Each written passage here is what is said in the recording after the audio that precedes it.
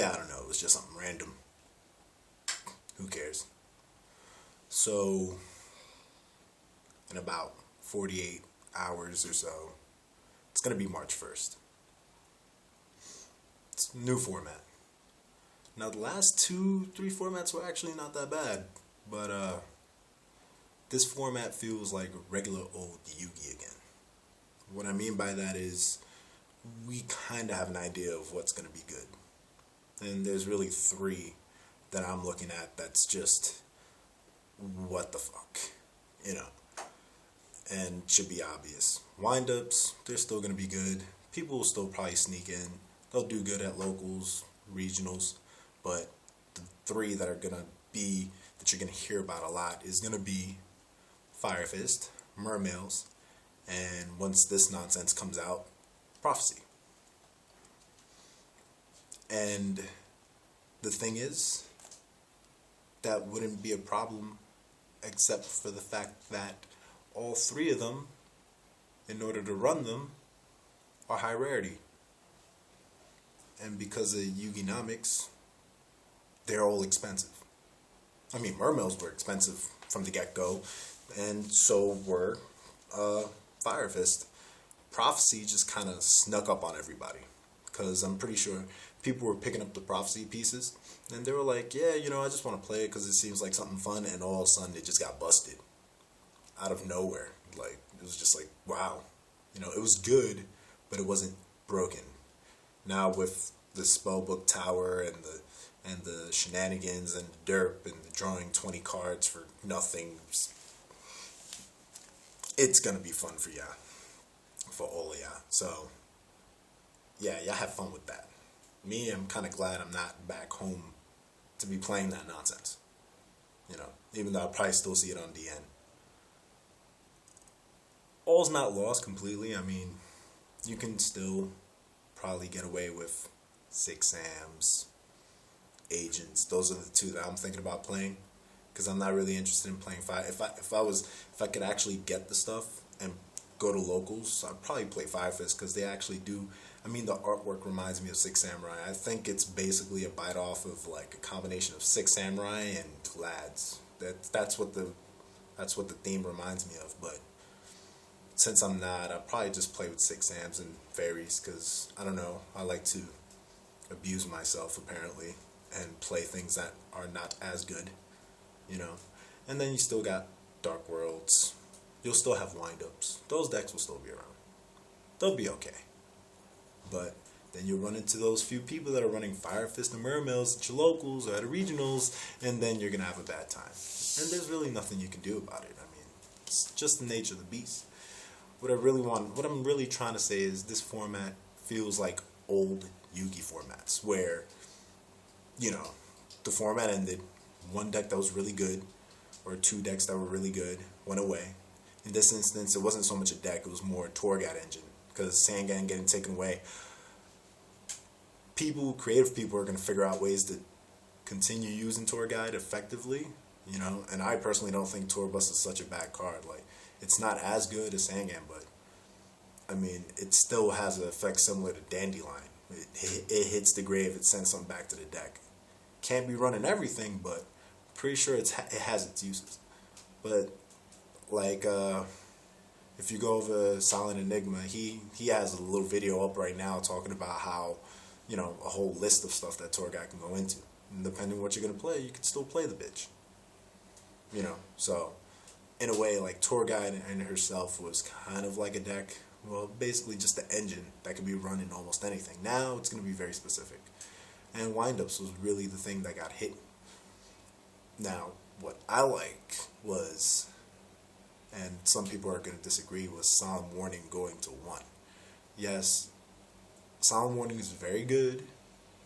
It stopped a lot of shenanigans. It gave you a chance. But it's the same thing like Royal Oppression. When Royal Oppression was around, it was the card that you used against the top decks to stop them. But the top decks, which at the time was, I believe, Plants and 6 Sams. You know, because I remember using it in 6 Sams, and there's nothing more fucked up than summoning a whole field full of nonsense, and then when they try to do something, to overcome all the free stuff that you got, you just flip Solemn Warning. I mean, Royal Oppression and pay 8 and negate, and they just sit there like they lose. Honestly, that's kind of what Solemn Warnings become in my eyes. If you opened up 2 Solemn Warning and you opened up, the wind-ups, or you opened up Broken with Marmels, and you do all that nonsense and then set 2 warnings, that's pretty much 2 turns, unless you play something like Dragons, which it still hurts. Negating 2 special summons for the cost of 2,000, 4,000 life points, unless they have the only nuts, which more than likely they don't, the other person loses.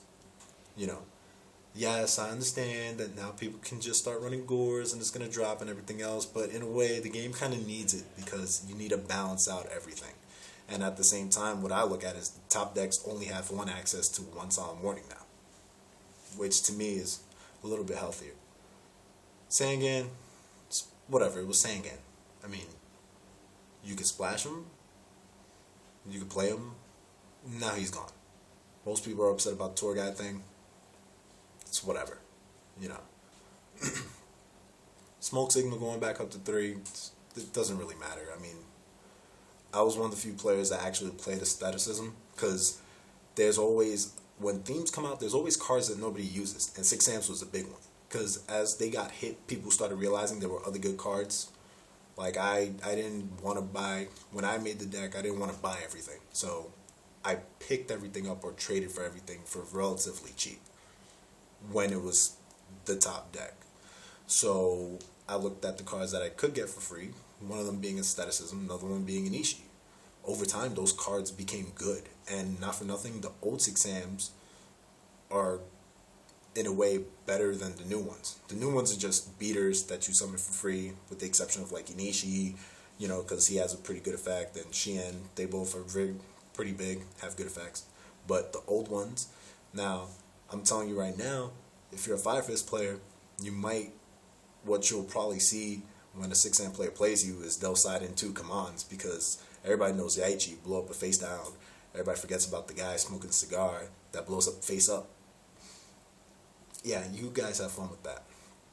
But I think the list is like very confusing to some people, but when you actually sit down and look at it, you realize they really, they're pushing the new stuff, but at the same time, they're also giving you things. Mind Crush is probably, on paper, it makes sense. You limit Thunder King, so now you only got 2 of those to stop them from just going into the deck, but they give you 3 Mind Crush. Now, automatically you think Dark Worlds, but as a side tech card, you might just have to run into it because, well, shit, motherfuckers are just going to go, oh, search, look at this, look what I'm getting, this is what's going to kill you. Now, turn 1, it's not going to do anything. Basically, what you're going to be praying for is a not-so-good hand, give you enough time to set those things, hope they don't get blown up, but if all that goes through, then you'll actually pull out a pretty decent play. On paper, it sounds good. We'll see how it works in theory. But, yeah, I pretty much think it's going to be those 3 decks.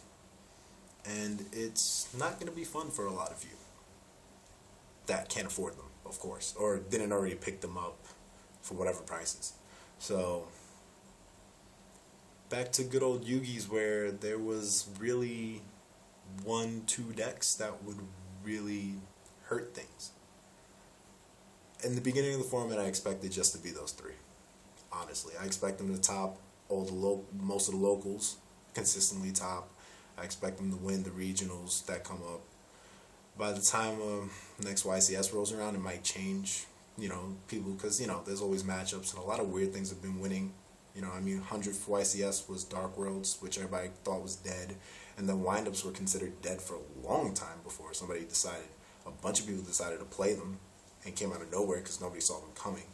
But I don't think we're going to run into the same problem that we did, where it was like, well, do I side in Max C to stop a deck that special summons a lot, or do I side in Effect Veiler and then run that risk of running into a deck that, you need a Max C for this matchup, not Effect Veiler, and you needed 3 of them, not the 2 and the 1 Veiler.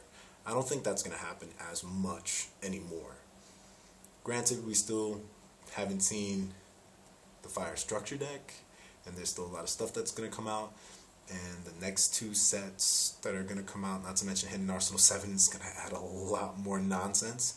But at least for the next 3 months or so, you should just expect those 3 decks. Like that's the starting valedictorian class of 2013, in my opinion. But what do I know? I'm a bad player anyway, right? Yeah, have fun with that. I'm very glad. I like control. I like slow games. I like games where both players have to think. And right now, it's just summon something and attack. Summon this and attack. Discard Undyne. Discard controllers. Summon big dick monsters. Attack. That's all it is right now. And that's how it's going to be. And then Prophecy is going to come out and it's going to be summon, activate, draw 20 cards, send stuff to the grave that you're going to remove later anyway to make something obesely big. You know, and I don't like formats where I feel like I have to be forced to play a certain deck. I always liked 6 amps. When they were topping, I liked the theme, but the new stuff just made it stupid. The old 6 amp deck required a lot of thinking and using the right cards and summoning the right thing, but ever since the release of Gateway and Keyzon, it's just been summon everything that you have. If you draw Gateway, you win. If you draw Gateway and they don't blow it up, you win. It's still the same now. Like that format I wasn't too fond of.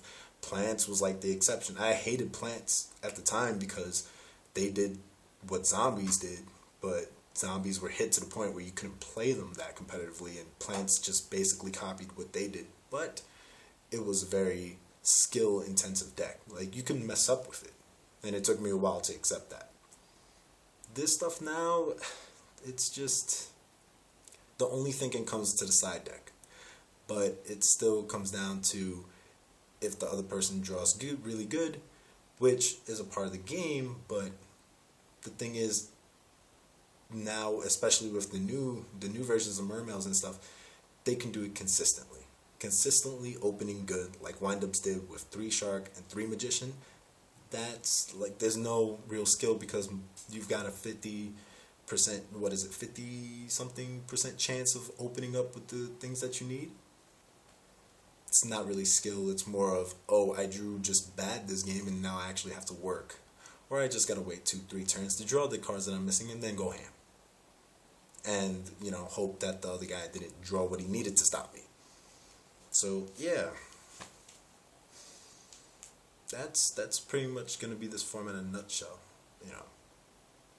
Me, I'm just gonna, when I go on DN, I'm just gonna main 3 Threatening Raws. Because people are just gonna, for the most part, overextend and go attack, and I'm go Threatening Raw. And hopefully I'll just have the stuff that I need to counterattack and kill them for game. Because it's going to be OTK and counter OTK. You know. But yeah. Like, comment, subscribe. I do want to hear what you guys think about how the format's going to turn out. I already told you how I feel it's going to be, at least for the next few months. And, you know, just stay tuned. Only a couple more days left before that contest is over, and I'm going to start a new one soon, so I'm tired. I'm going to sleep. You guys have fun with your format. And I don't know, I'm just tired of shit. Whatever. I don't care.